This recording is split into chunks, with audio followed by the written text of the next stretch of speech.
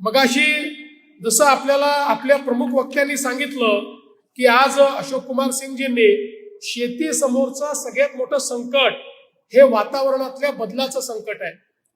पावसाच्या दिवसांमध्ये अंतर वाढतंय, पावसाचे जे दिवस आहेत दिवस कमी होत आहेत, कमी दिवसात जास्त पाऊस पडतोय। आता हे वर्ष अल निनोचं आहे, त्यामुळे कदाचित पाऊस कमी पडेल। वेगवेगळ्या पद्धतीनं अशी परिस्थिती असते की पिकं उभी असतात आणि त्यावेळी पाऊस येतो आणि शेतकऱ्याचं नुकसान होतं। कापणी झाली असते, कापणी झाल्यानंतर शेतकऱ्याला साठवणुकीच्या आधी त्या ठिकाणी पाऊस पडतो आणि मग त्याचा शेतमाल खराब होतो। अशा अनेक गोष्टींना सामोरं जावं लागतं। आपल्या वातावरणाच्या बदलामुळे जे काही आपल्या सीझनमध्ये चेंजेस आलेले आहेत त्याचाही परिणाम हा उत्पादकतेवर मोठ्या प्रमाणात होतो आणि म्हणूनच आज खऱ्या अर्थानं कृषी क्षेत्रामध्ये सर्वाधिक तंत्रज्ञानाची आवश्यकता आहे।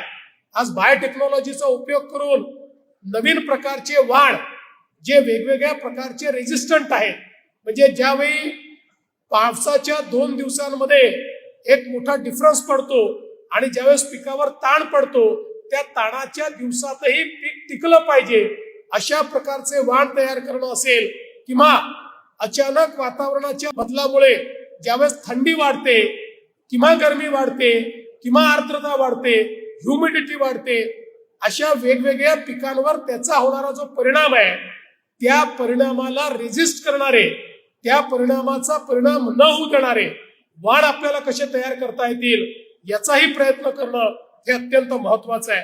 मला अतिशय आनंद आहे की आपल्या महात्मा फुले कृषी विद्यापीठामध्ये 126 पिकांवर या ठिकाणी संशोधन चाललेलं आहे आणि जवळपास 320 वाण हे आपण या ठिकाणी तयार केले आहेत आणि विशेषतः रब्बी ज्वारीच्या क्षेत्रापैकी जवळपास 25% क्षेत्रावर या विद्यापीठाने संशोधित केलेले वाण हे वापरले जातात आणि त्याचं अतिशय चांगलं आपल्याला त्याचा परिणाम देखील या ठिकाणी पाहायला मिळतो आहे।